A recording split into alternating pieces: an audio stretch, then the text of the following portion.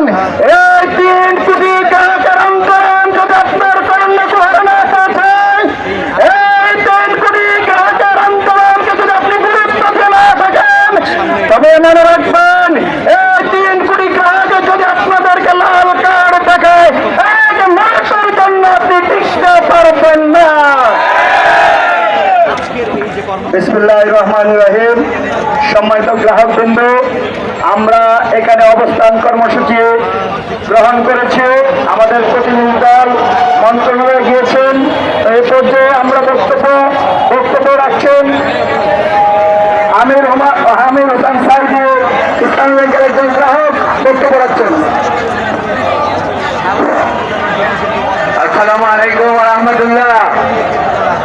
সম্মানিত গ্রাহক ফোরামের সচেতন গ্রাহক বৃন্দ, আজকে অর্থ মন্ত্রণালয়ের এই গ্রাহক ফোরামের পক্ষ থেকে স্মারকলিপি নিয়ে